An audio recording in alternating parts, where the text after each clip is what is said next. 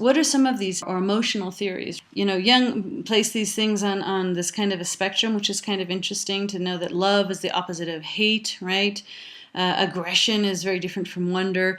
I challenged you to think about exactly how you would lay out if you could list all the emotions that come to your mind right now, then what kind of a spectrum, what kind of a visual could you offer us for those? Are those things that are they a linear concept? Are they circular like this? Are they like Takanishi's cube? There's a lot of different ways to consider the structure of emotions. When we consider emotional intelligence, however, there's really just 4 parameters that we're looking at.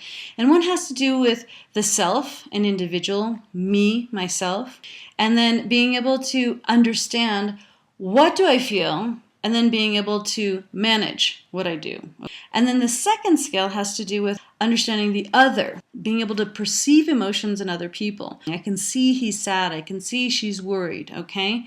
And then how do I manage that, okay? So they have to do with this scale of first being able to interpret and understand, and then being able to do something about it, to manage it. And from the scale of the individual that's at hand, one is myself, and then the others. So this is the basic concept of emotional intelligence. In Goleman's model, he lays out 6 different building blocks for this, and he says that to really consider yourself emotionally intelligent, you have to have an elevated level of self-awareness, right, to be able to understand what is it that you're feeling. Self-regulation means how to manage yourself. And then the social skills to interpret others' feelings, as well as empathy to feel what they might be feeling. Then you also have to have motivation to be able to react in an appropriate way to those individuals. And then that leads to your ability then to come to a superior decision-making level. And if you recall, we spent a lot of time talking about the connection between emotions and decision-making. So the idea is if you can have all of these building blocks in place, then you're able to make better decisions in your life. There's a keep it simple, stupid model. There's a KISS model, which is basically what we said before. There's myself, and then there's the others, and then there's being able to understand or recognize that emotion and being able to manage it. So there's a lot of different ways, a lot of different pictures. Some people break them down into more elements than others, all of the sub-elements. So you can actually look at, for example, to regulate your emotion, you have to be able to do this in yourself and in others, but this means through nonverbal perception of how somebody is reacting. Remember we talked last week about how people interpret really quickly facial expressions, even though they're not conscious that they're interpreting that. But then you also have to understand how to feel empathy towards that other person and what they might be experiencing and why. So what are some of the models of emotional intelligence that exist out there? We have, again, this whole thing of myself and the other, being self-aware, self-management, and then the other, empathy, and actually managing other people's emotions. So there's several different models that exist out there. One of the most important in my mind, mainly because it's been around for a long time and well substantiated and continually developed over the years, is Salovey and Myers model, which proposes that emotional intelligence is the ability to monitor one's own and others' feelings and to discriminate among them and to use that information then to take proper action, right? To be able to behave or to react in the correct way. So they break this down in a slightly different way from Goleman. They say that you have to perceive emotions, which is similar to Goleman, but then you have to use those emotions. You have to be able to harness that in order to get something else. So it's not only being able to interpret and react appropriately to emotions, but it's being able to use emotional states of others, which is kind of, sounds a teeny bit manipulative, but the idea is actually in the positive. It's being able to, it's not only saying, oh, when he's vulnerable, I'm going to take advantage of him. No, it's basically saying that, this is knowing to, when you're asking dad for $10, to go out, when is he in the right mood to do that, right? So there's this actual use of emotional states of others. And then there's understanding of the other person's emotions, which is similar to Goleman's model, and to manage them as well. So in this sense, you have this self-awareness, self-regulation, motivation, empathy, and social skills that are necessary. They're defined in these ways, and then you can actually see what this means. So a person who has an element of emotional intelligence, which is being self-aware, you can actually see that this person shows self-confidence. They're realistic in their self-assessments. They don't think they're better or worse than what they really are.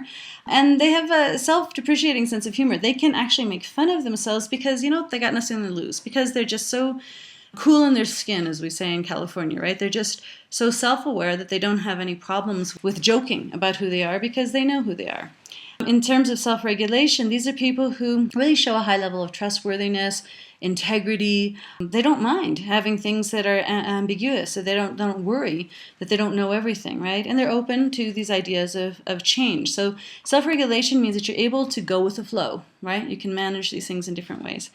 Motivation is another hallmark of emotional intelligence. It's not that you just receive this information, but you know then how to move this to action. So these are people who have a strong desire to achieve. They're very optimistic about their ability to face difficulties, and they are committed to these types of changes. So these are great hallmarks of emotional intelligence, as is empathy, your ability to sense what others are feeling.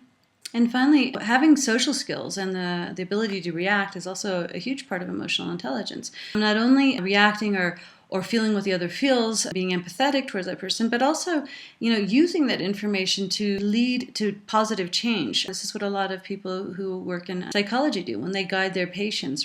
It's also a part of being persuasive, instigating the correct change based on the emotional states of others. And this has a lot to do with the way people lead others or lead other groups. So with this kind of background information, which a lot of the different models share, we can look at some of those specific models that actually exist out there. And so this one comes from the multi-health systems interpretation of models of emotional intelligence. They have to do with outcomes. So emotional and social functioning, being able to perform well, social engagement levels are what happens when things work well, right? So then you have well-being of the individual. And so if you're able to manage stress, if you have good self-perception, if you're able to express yourself well, good interpersonal relationships, then all of these things link in the emotional sense to being able to making good decisions. And what are some of the skill sets that are necessary? You have problem solving, flexibility, self-regard, emotional expression, assertiveness, empathy. At the core of this is basically emotional intelligence. And so this is one model. Goleman's model, as we mentioned before, had those 6 different elements. Then you have some other very simple models that look at just empathy, assertiveness, impulse control, and optimism. This is like a really simplistic view of emotional intelligence. Others have to do with different competencies levels, which they break down even further. And these have to do with some corporate models of emotional intelligence, basically with a different kind of a goal in mind, right? That we're actually trying to satisfy a customer, we're trying to sell more things. It's a different view of how you can leverage some of the information in emotional intelligence. One of the ones I like a lot, this one I like just mainly, it's heavily detailed, and so some people like to shy away from this because they don't like too much information here. But it's the same thing we talked about before, right? This is the me, this is the other, this is can I be aware of myself, and then what does that mean, and then how can I do this with other people, right? So if you can get your head around these things, I think there's a lot of examples in this particular model which are kind of helpful.